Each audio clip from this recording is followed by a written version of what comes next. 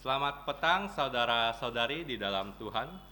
Sebelum kebaktian matahari terbenam ini kita mulai, untuk yang membawa handphone ataupun juga sesuatu yang bisa mengeluarkan suara agar tidak mengganggu jalannya kebaktian ini, mohon di silent ataupun dimatikan suaranya. Terima kasih. Saudara-saudari, mari kita buka kebaktian ini dengan memuji Tuhan. Pujian nomor 1, Tuhan berada di bait sucinya.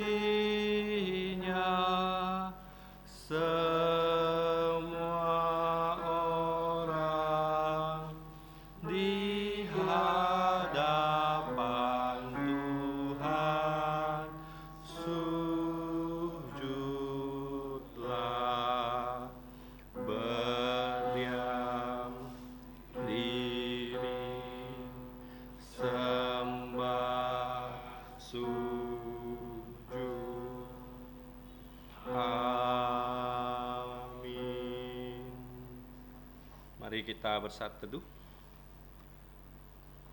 Wahyu pasal 4 ayat 8.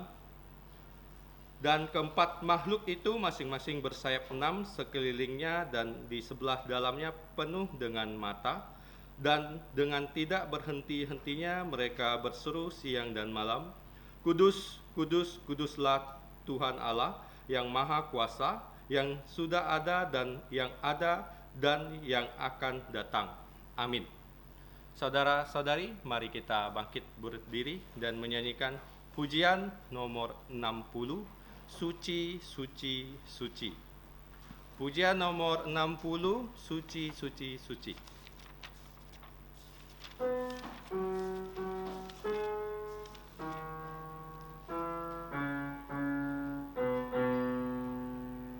Suci, suci, suci, Allah Maha Kuasa, kami dini hari memuji rahmat-Mu.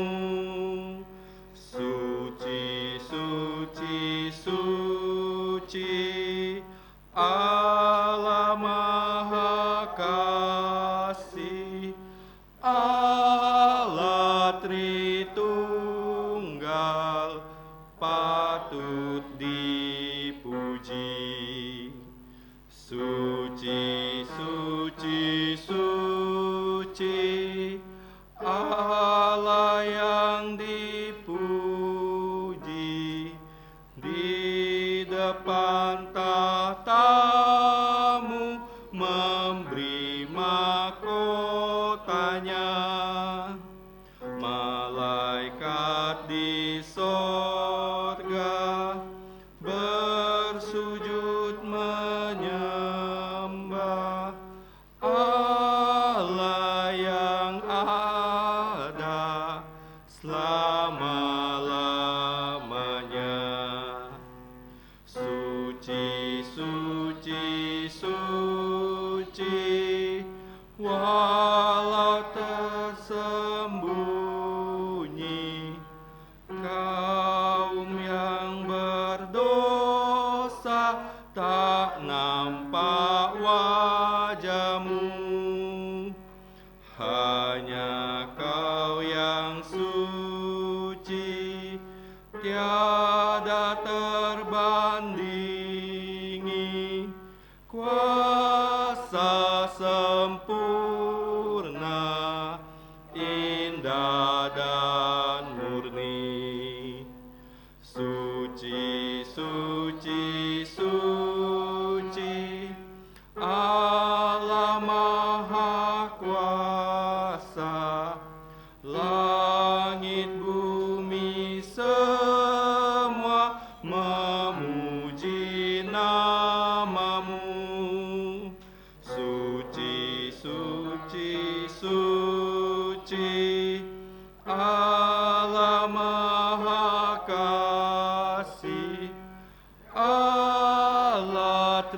Tritunggal, patut dipuji.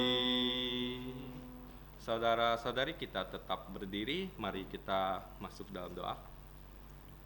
Allah Bapa kami di sorga, kami datang ke tatamu yang kudus, sekaligus tata anugerah pengampunan dosa melalui Putra Tunggalmu, Tuhan kami Yesus Kristus. Kami berterima kasih karena Engkau memberi kami kesempatan untuk berkebaktian pada hari ini. Kami mohon belas kasihan-Mu mengampuni dosa-dosa kami, sehingga kami dapat dilayakkan datang ke hadirat-Mu yang kudus.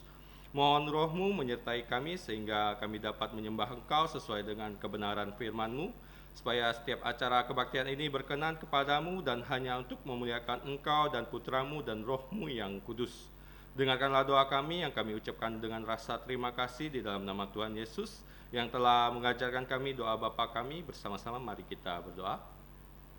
Bapa kami yang di surga, dikuduskanlah namamu, datanglah kerajaan-Mu, dilaksanakanlah kehendak-Mu di bumi seperti di surga.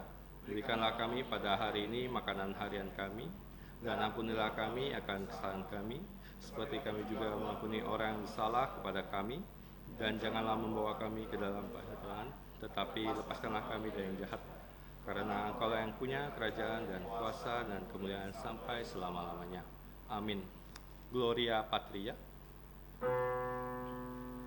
Hormat diberi untuk Bapa, Putra, dan Roh Kudus, dari mula sampai sekarang dan seterusnya, termulia. Amin. Amin. Silakan duduk, saudara-saudari. Saudara-saudari, mari kita membuka Alkitab kita yang diambil dari 2 Korintus pasal 11 ayat 7 sampai 33. Kita akan baca secara bertanggapan, dan 3 ayat terakhir 31, 32 dan 33 kita akan baca bersama-sama. 2 Korintus pasal 11 ayat 7 sampai 33.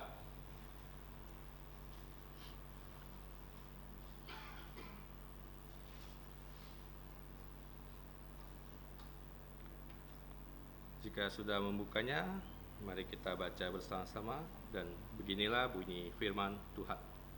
Paulus tidak mementingkan diri. Apakah aku berbuat salah jika aku merendahkan diri untuk meninggikan kamu karena aku memberitakan Injil Allah kepada kamu dengan cuma-cuma? Gereja-gereja lain telah berampok dengan menerima tunjangan dari mereka supaya aku dapat melayani kamu.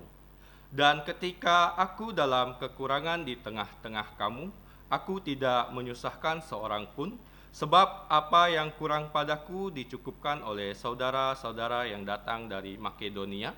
Dalam segala hal aku menjaga diriku, supaya jangan menjadi beban untuk kamu, dan aku akan tetap berbuat demikian. Demi kebenaran Kristus di dalam diriku, aku tegaskan bahwa kemegahanku itu tidak akan dirintangi oleh siapapun di daerah-daerah Akhaya. Mengapa tidak? Apakah karena aku tidak mengasihi kamu? Allah mengetahuinya. Tetapi apa yang kulakukan akan tetap kulakukan untuk mencegah mereka yang mencari kesempatan guna menyatakan bahwa mereka sama dengan kami dalam hal yang dapat dimegahkan. Sebab orang-orang itu adalah rasul-rasul palsu, pekerja-pekerja curang yang menyamar sebagai rasul-rasul Kristus. Hal itu tidak usah mengherankan, sebab iblis pun menyamar sebagai malaikat terang.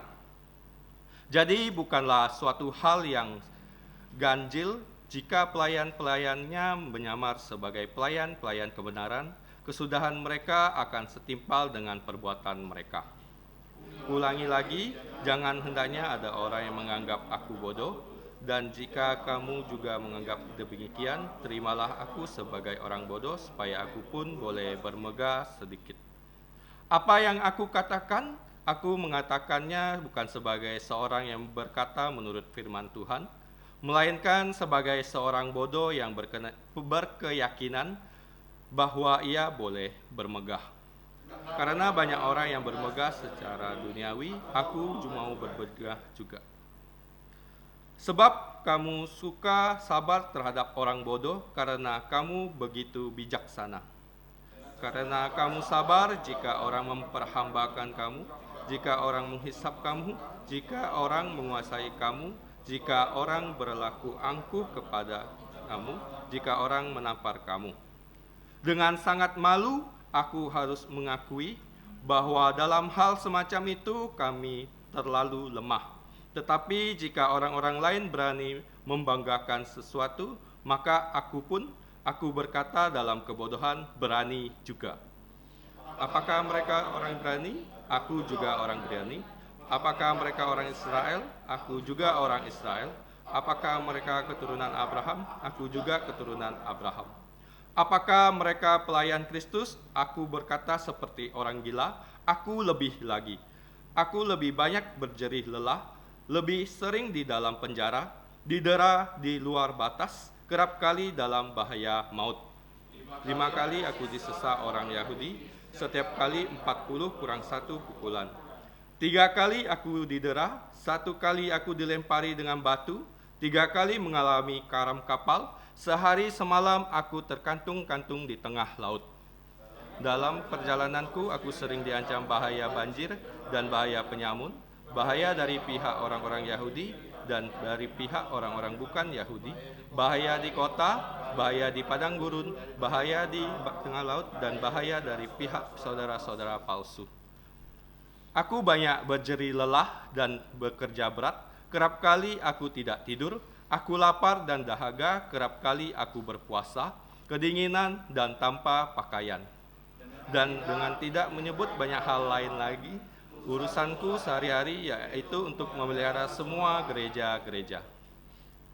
Jika ada orang merasa lemah, tidakkah aku turut merasa lemah? Jika ada orang tersandung, tidakkah jantungku hancur oleh duka cita?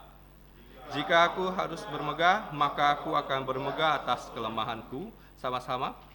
Allah, yaitu Bapa dari Yesus Tuhan kita, yang terpuji sampai selama-lamanya, tahu bahwa aku tidak berdusta.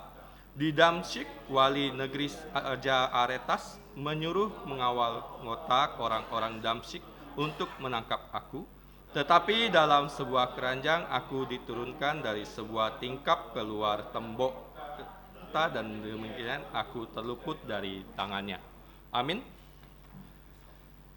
Puji Tuhan untuk bacaan bertanggapan yang kita sudah baca bersama-sama. Diberkatilah saudara-saudari yang telah membaca, merenungkan, dan menjalankan firman Tuhan. Selanjutnya mari kita menyanyikan pujian. Pujian nomor 164, Dekat ke Salibmu. Pujian nomor 164, Dekat ke Salibmu.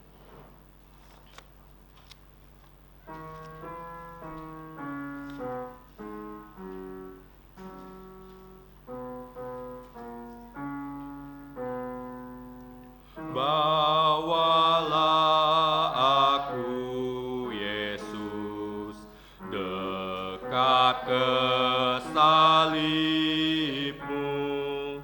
air hidup curahkanlah, segarkan jiwaku. Salib-Mu, yang ku muliakan, hingga dalam sorga kelak ada perhentian. Imanku yang terkecil, Tuhan tak tinggalkan.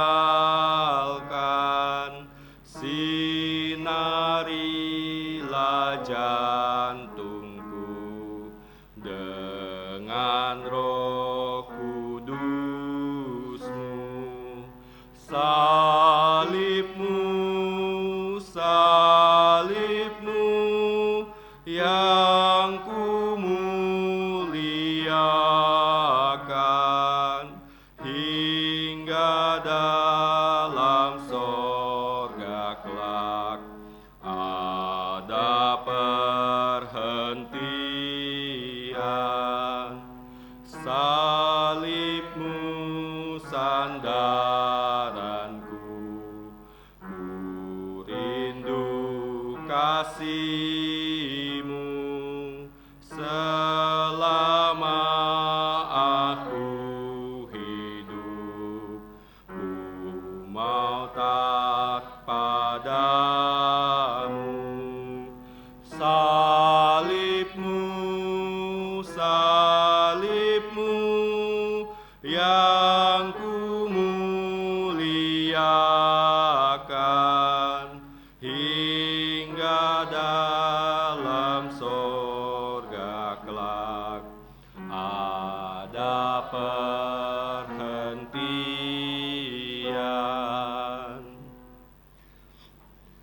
Saudara-saudari, mari kita lihat buletin kita dan melihat ayat hafalan hari ini. Kita akan membacanya sebanyak 2 kali dan menghafalkannya 1 kali. Mari kita baca 3, 2, 1. 2 Korintus pasal 11 ayat 21.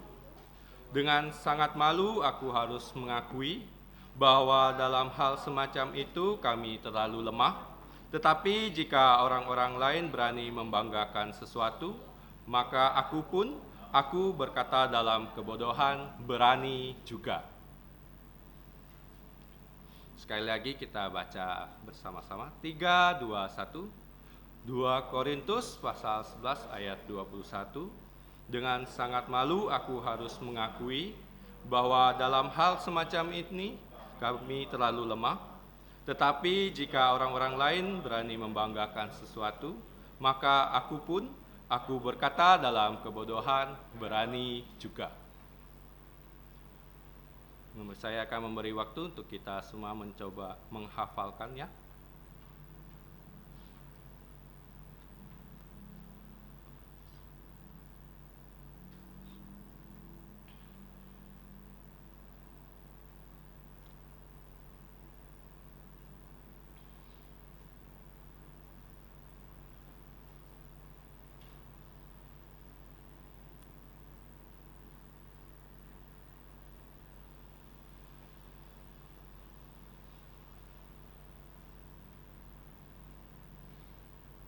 Baiklah, mari kita baca dan tanpa melihat teks.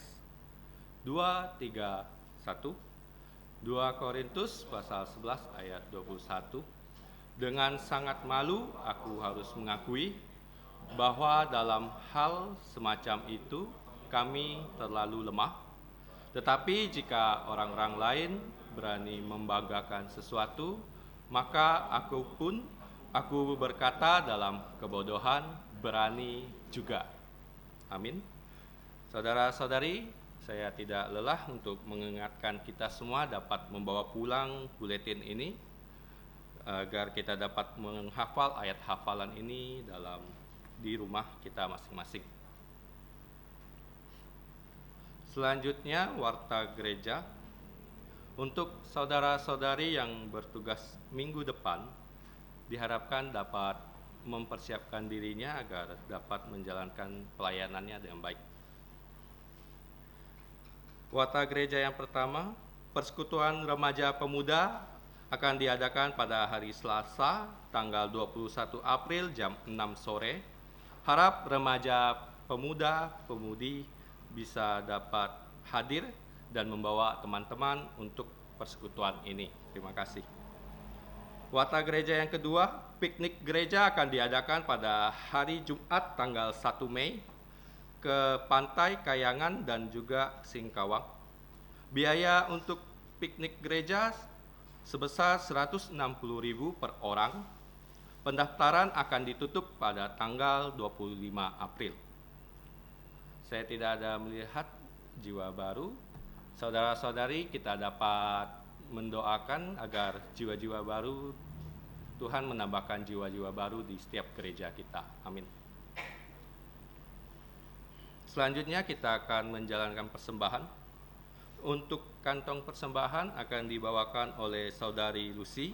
Sambil menjalankan persembahan, mari kita menyanyikan pujian nomor 178, Ku Perlu Yesus. Pujian 178, Ku Perlu Yesus.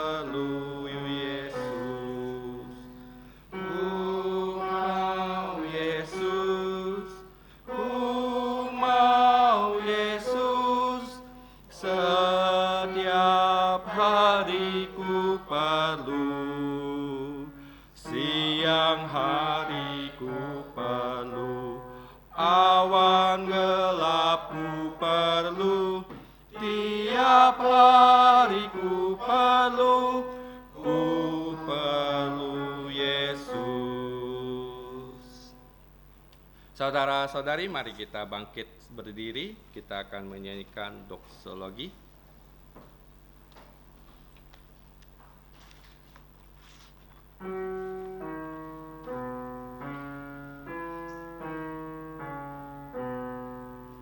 Puji Allah sumber berkat, puji Dia semua ciptaannya,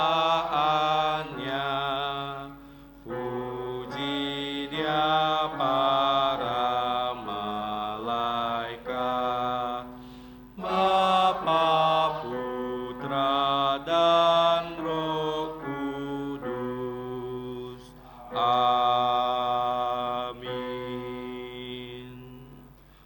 kita berdoa. Bapa kami di sorga, kami menyerahkan persembahan kami, kiranya Engkau berkenan menerimanya. Pakailah persembahan ini untuk kemuliaan nama-Mu dalam pelayanan dan perluasan kerajaan-Mu di muka bumi. Berkatilah saudara-saudari yang telah membawa persembahan ini, khususnya putra-putri yang uangnya berasal dari orang tua mereka, supaya semua keluarga kami dapat percaya Tuhan Yesus dan diselamatkan. Ajarlah kami melayani Engkau sebagai korban hidup dan memuliakan nama-Mu. Demikianlah kami berdoa dan berterima kasih hanya di dalam nama Tuhan Yesus. Amin. Silakan duduk.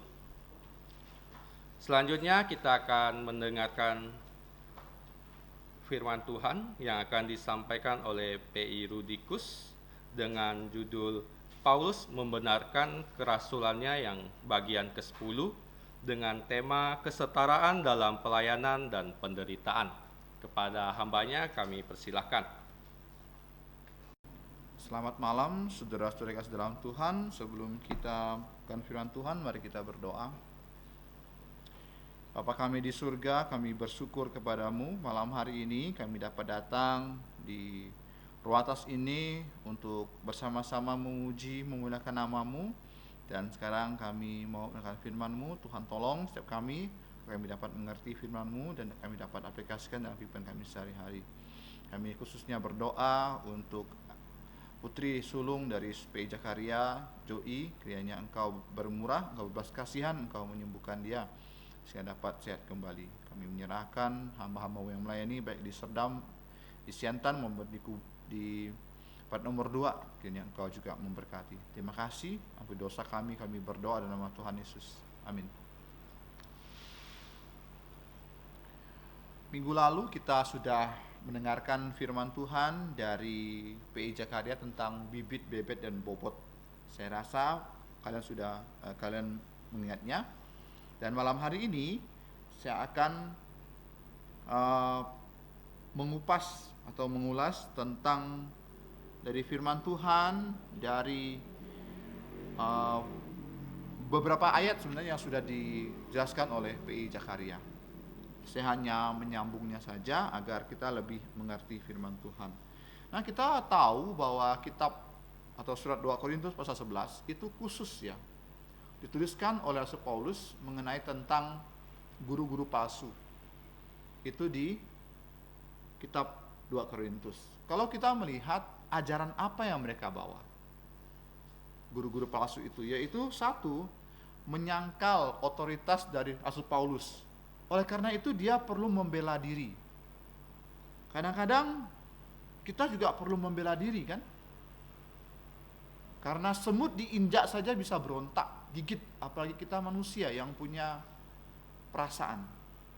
Paulus di sini dia tulis surat ini khususnya untuk membenarkan diri dia tentang tuduhan atau penyangkalan otoritas dari Rasul Paulus sendiri.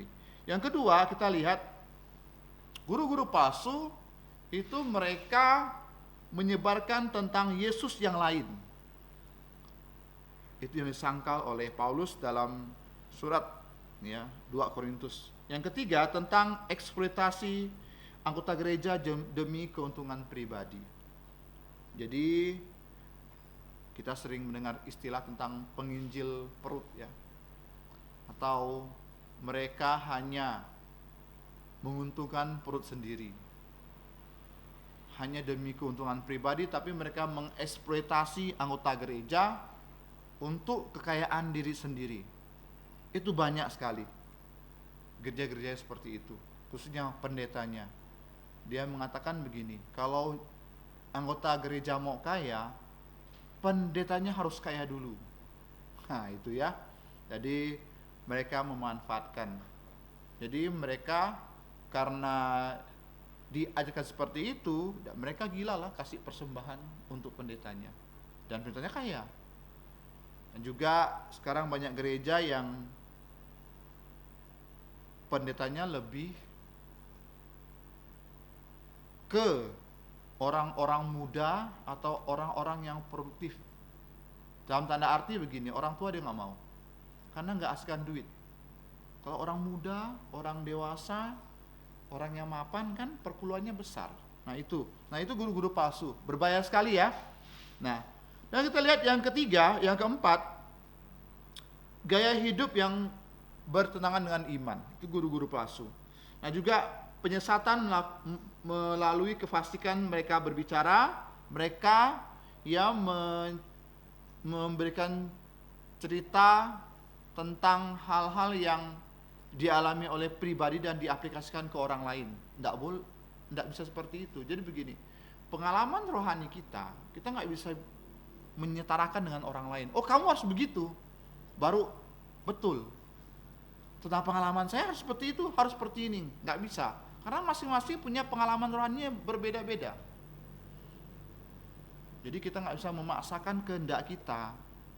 Orang tuh harus sama seperti dengan kita. Kamu harus ya begini-begini loh, sama dengan saya. Kan ada orang seperti itu, memaksakan pengalaman pribadi kepada orang lain, memaksakan kehendak pribadi kepada orang lain, memaksakan ya perilaku pribadi harus orang lain itu harus sama dengan dia. Beda, manusia berbeda, nggak bisa kita paksakan. Anak saja berbeda kan, ada anak yang hebat di bidang sains, ada anak yang hebat di bidang matematika, mungkin ada anak yang hebat di bidang seni, berbeda, nggak bisa kita paksakan. Nah ini, lalu kalau kita melihat minggu lalu ya, kita lihat minggu lalu Paulus membela diri ya dengan ya mengungkapkan tentang bibit, bebet dan bobotnya. Kalau mau dibicarakan di ayat yang kalau kita lihat di ayat yang ke-23 ya.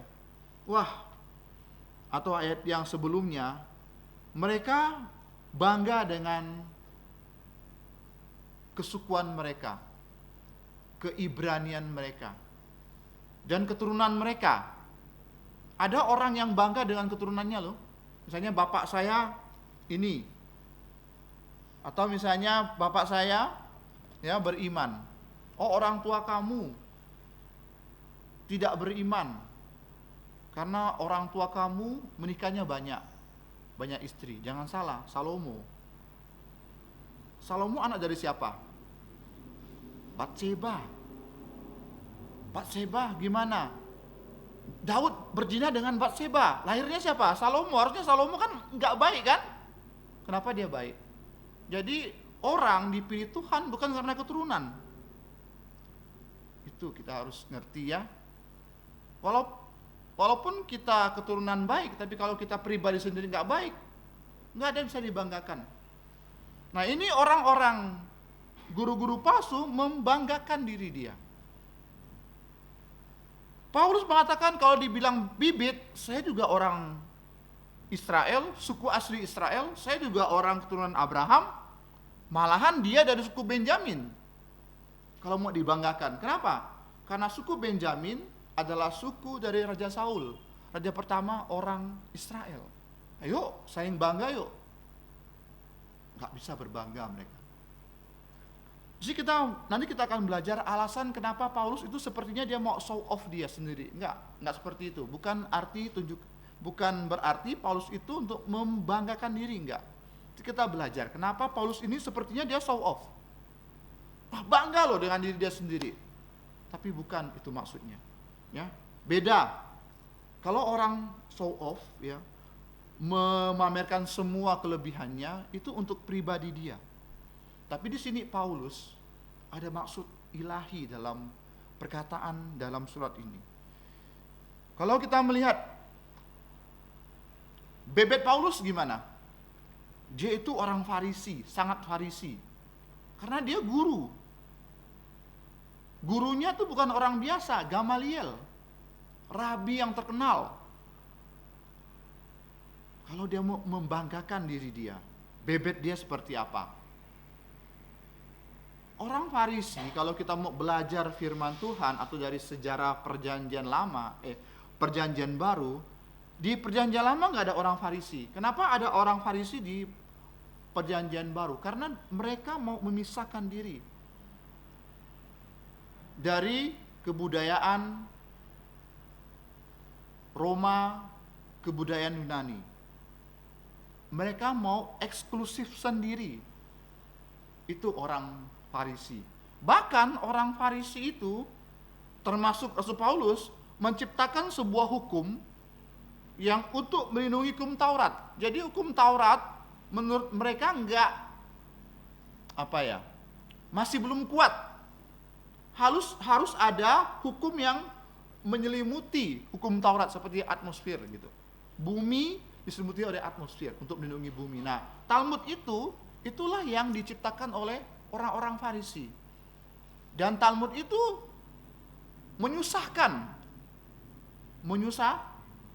menyusahkan orang-orang Yahudi sendiri. Dan tidak ada di hukum Taurat. Contohnya apa? Di hari Sabat tidak boleh berjalan sekian jauh, atau di hari Sabat tidak boleh mengangkat tilam atau menulis surat lebih dari 2. Itu hukum yang mereka ciptakan sendiri. Belakangan ini saya mengalami suatu peristiwa yang sebenarnya manusia itu menyusahkan diri mereka sendiri loh. Kenapa? Vegetarian menyusahkan mereka sendiri. Orang vegetarian ya memang sehat, tapi kalau dia berpergian jauh, mereka masih mempertahankan vegetariannya, menyusahkan. Kenapa? Mereka harus sibuk, makan ini enggak boleh. Ada bawang putih enggak? Enggak boleh makan. Kalau mau pergi cari makan, harus cari yang vegetarian. Kalau orang yang tidak vegetarian kan enak aja, makan aja di mana-mana. Ya kayak Michael makan apapun makan. Bahkan pemborong dia. Nah seperti itu kan, enggak vegetarian kan? Oh vegetarian kan menyusahkan diri. Apalagi kalau kita bertamu ke tempat orang. Harus yang VG loh. Pusing. Nah ini hukum yang sebenarnya hukum yang diciptakan oleh manusia untuk menyusahkan diri dia sendiri. Ini orang Farisi seperti itu. Makanya kalau mau dibandingkan dengan guru-guru palsu, Paulus lebih hebat lagi. Nah, kalau kita melihat ya, di sini di ayat yang ke-23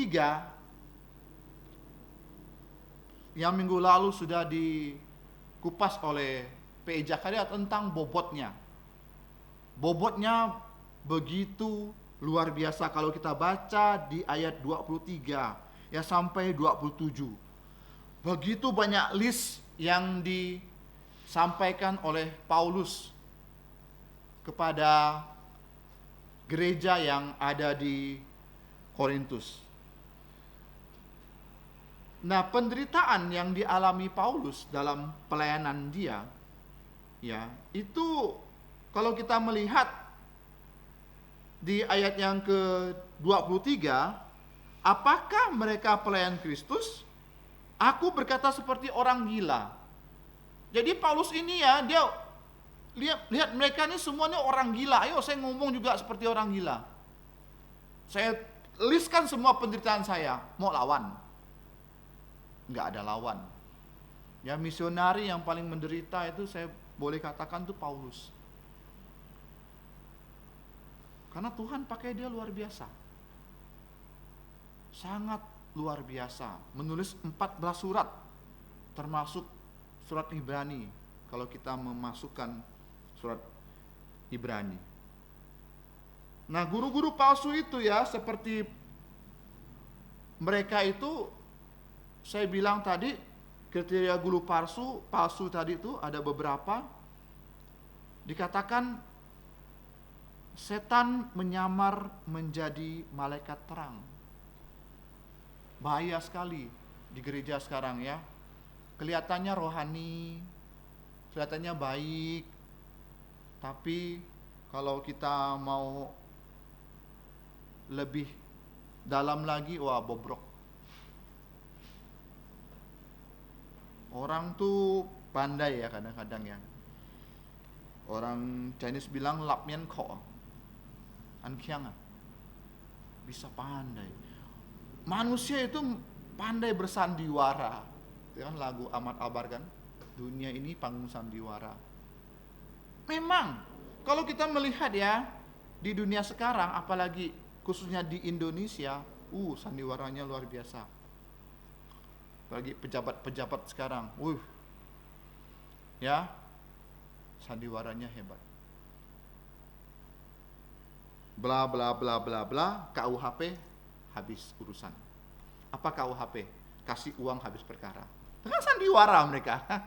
Seperti itu kan? Ini guru-guru palsu. Jangan jauh-jauh ya. Dunia yang seharusnya tidak ada namanya kemunafikan, disitulah kemunafikan. Kalau kita lihat di kitab Pengkhotbah mengatakan, di tempat yang seharusnya adil, disitulah ketidakadilan. Ingat ya, di gereja ya, di gereja kita jangan pikir semua orang suci ya. Disitulah muncul kebobrokan. Disitulah muncul ajaran palsu. Di gereja yang muncul ajaran palsu kan. Coba kita lihat ajaran-ajaran sekarang. Saksi Yehova, karismatik, dan lain sebagainya. Dari mana munculnya? Dari gereja. Tempat yang harusnya suci, tempat yang harusnya penuh dengan ajaran Tuhan, justru disitulah dimulai ke penyelewengan ajaran Tuhan. Di sekolah tempat yang harus ada pendidikan, disitulah tempat yang tidak terdidik.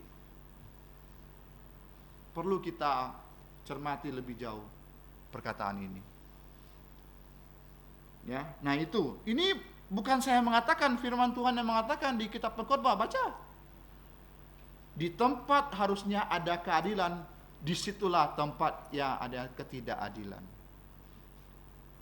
Pernah baru-baru ini pernah baca koran enggak? Polwan diperkosa, calon polwan diperkosa oleh 2 polisi dan disaksikan oleh 3 polisi. 5 polisi yang terlibat. Apa yang terjadi? Dihukum hanya beberapa puluh hari pembinaan rohani. Untung ada Hotman Paris datang, bela itu. Tidak ada keadilan. Mana dunia ini ada keadilan? Tidak ada. Mau cari keadilan di gereja pun tak ada keadilan kalau kita mau lihat. Di pengadilan tidak ada keadilan. Nah ini, ya, Paulus di sini, ya, dia mengecam guru-guru palsu. Guru-guru ini guru-guru palsu. Hanya untuk perut mereka sendiri. Mereka mengeksploitasi jemaat, eksploitasi anggota gereja untuk kepentingan diri dia sendiri.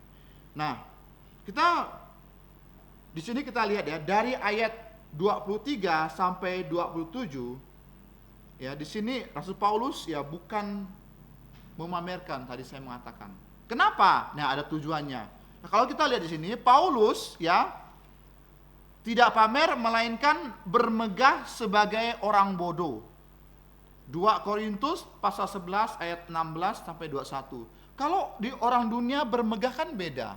Bukan penderitaan yang harus dia bermegah kan. Kalau orang dunia kan, apa yang dia megahkan? Harta dia, kolega dia, kenalan dia, keluarga dia. Banyak orang dunia bermegah tentang hal-hal duniawi. Berapa simpanannya? Orang duniawi yang bermegah kan? Seperti itu. Tapi kita melihat, nah, mengapa Paulus mengatakan dia seperti orang bodoh, seperti orang gila? Karena yang dimegahkan dipandang hina oleh dunia. Apa yang dimegahkan? Penderitaannya. Kalau kita baca dari kitab Mazmur nomor 90, khususnya untuk ayat ulang tahun, mari kita baca. Mazmur 90. Apa kebanggaan kita? Kebanggaan sebagai orang Kristen. Bukan harta, bukan jabatan, bukan penampilan, bukan keluarga kita, bukan anak kita. Tetapi apa? Nah, kalau kita baca dalam Mazmur 90,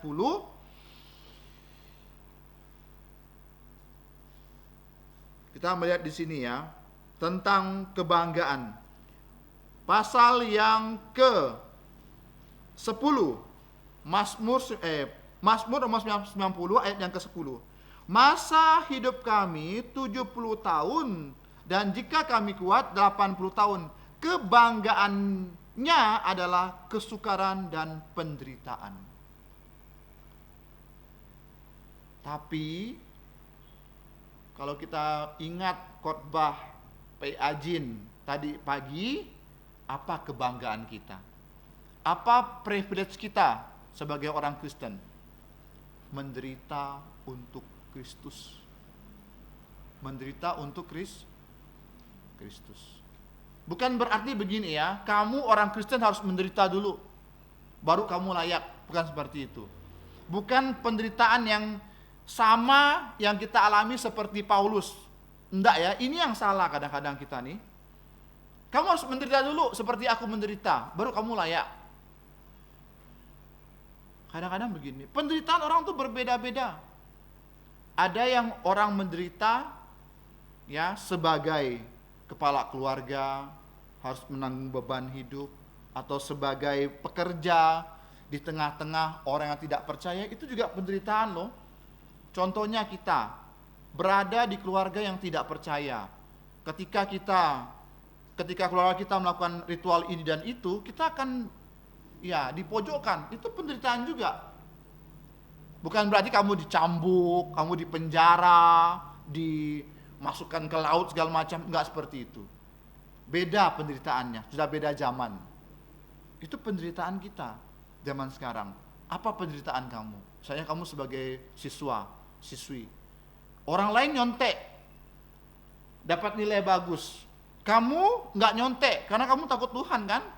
Kamu nggak nyontek dapat nilai jelek, orang ketawain kamu, itu penderitaan kamu. Tapi karena kamu jujur, kamu menderita. Artinya kamu ikut Tuhan, kamu menderita. Tertawakan oleh orang. Itulah Paulus. Paulus kalau dia tidak mau ikut Tuhan, dia itu orang hebat loh.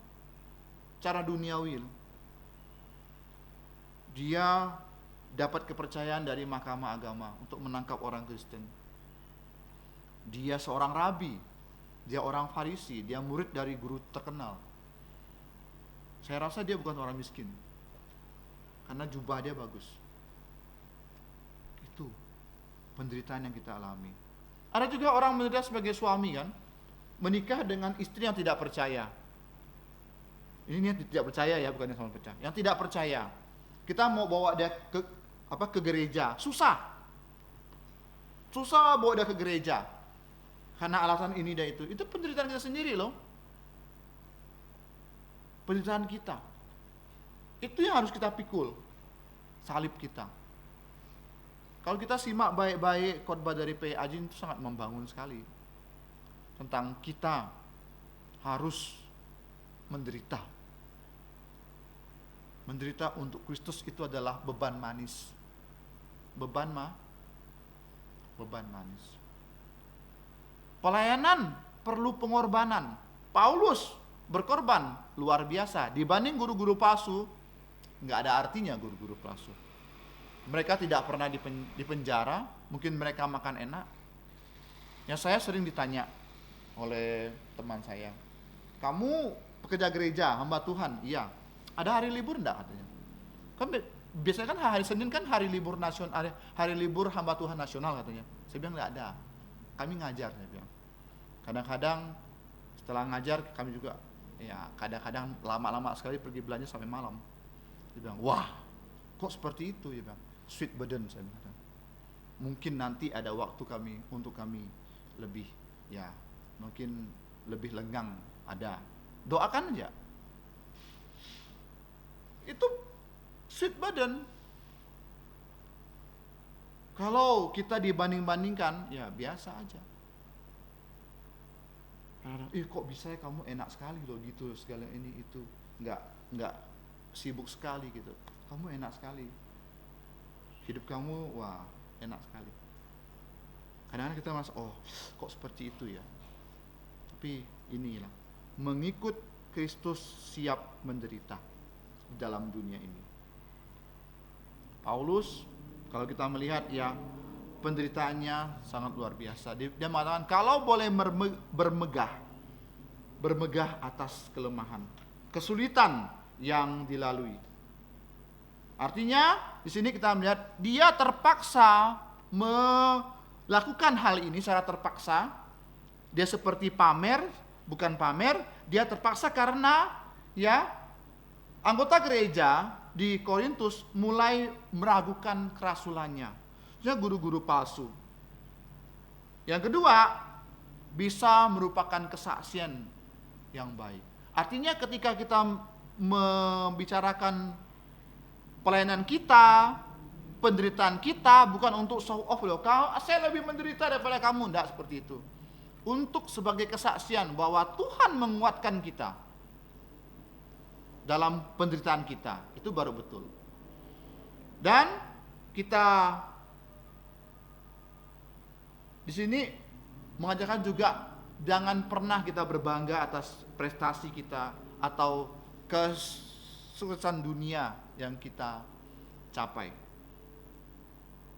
Karena kesaksian dunia kemewahan dunia, harta dunia hanya sampai batas waktu ketika kita mati kita udah nggak bawa mati. Tapi kalau kita menderita demi Kristus, dikatakan tadi pagi ada hidup kekal. Ada hidup kekal. Kalau kita di sini udah di dunia hidup menderita, susah payah, masa mati mau masuk neraka? Istilahnya seperti itu loh. Mendingan kita menderita karena Kristus, mati masuk surga. Mau pilih mana? Ya pilih kalau Tuhan izinkan kita menderita, kita mati, masuk surga. Itu poinnya. Itu yang Paulus mau tekankan untuk kita semua. Bibitnya, bebetnya, bobotnya. Untuk apa? Untuk membangun. Jangan kita sering bercerita dan kita itu untuk memamerkan kepada orang lain bahwa aku ini lebih hebat, aku ini lebih berkorban loh daripada kalian. Kalian tuh apalah jabatannya? Aku korbankan lebih besar. Seperti itu. Jangan seperti itu. Ketika kita mengutarakan hal ini, kita korbankan segala macam kita itu untuk membangun. Bahwa di dalam kelemahan kita, disitulah kuasa Tuhan nyata. Duri dalam daging. Paulus berdoa 3 kali kan? Tuhan gak cabut penyakitnya. Tuhan biarkan dia supaya apa? Ketika dia menderita, dia lemah, dia lebih berharap kepada Tuhan, bersandar kepada Tuhan. Mari kita berdoa. Bapa kami di surga, Allah pencipta langit dan bumi, kami bersyukur kepadamu karena melalui penderitaan dari Paulus berikan kami suatu pengajaran bahwa ketika kami ikut Tuhan Yesus, ada harga yang harus kami bayar, ada tantangan yang sudah di depan mata yang harus kami hadapi. Kami percaya bahwa ketika tantangan itu ada, ketika ada penderitaan, ada Kristus yang selalu memapah kami, selalu menolong setiap dari pergumulan kami. Terima kasih Bapa, ampuni dosa kami berdoa dalam nama Tuhan Yesus. Amin. Kita berdiri.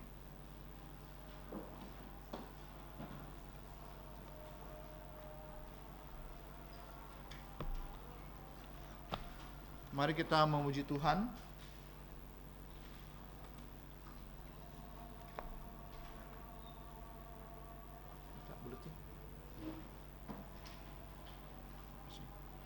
Mari kita memuji Tuhan nomor, enggak nampak. 326, jadikan aku saluran berkat. 326.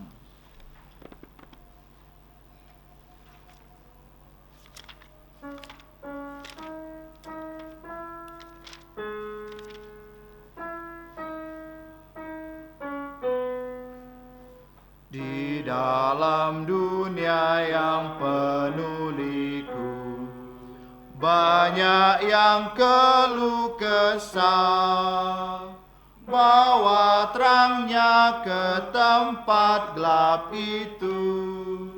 yang susah dihiburkan.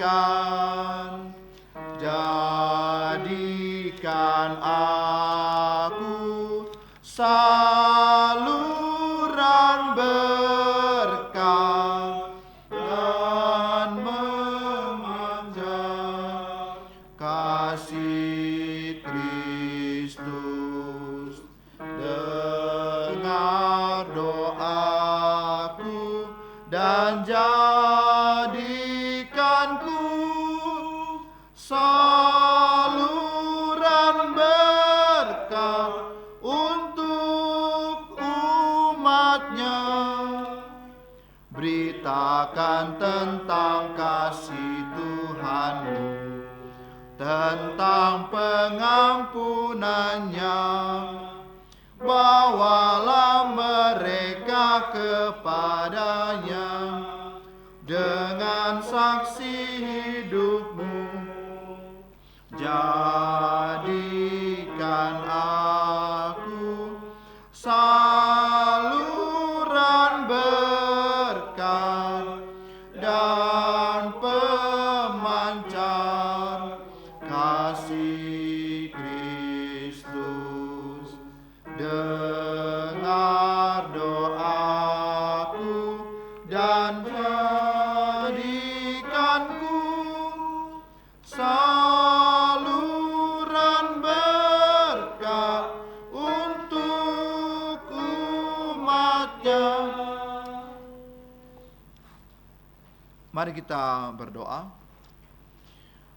Bapa kami di surga, kami bersyukur kepadamu pada malam hari ini kami telah menyembah dan memuji memuliakan nama-Mu. Dan terlebih lagi firman-Mu sudah memberikan kami kekuatan bahwa dalam pergumulan hidup kami, dalam penderitaan kami, ada Kristus yang selalu siap untuk menolong kami. Terima kasih Bapa.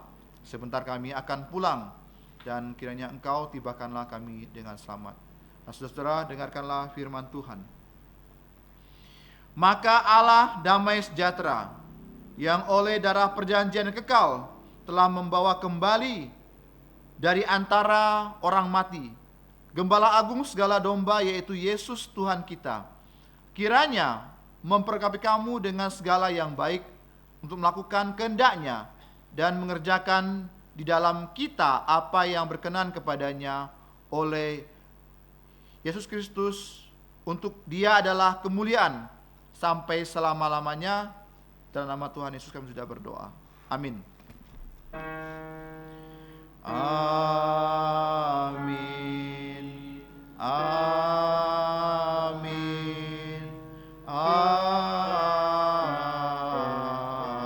Amin. Amin. Silakan duduk. Tuhanmu memberkatimu.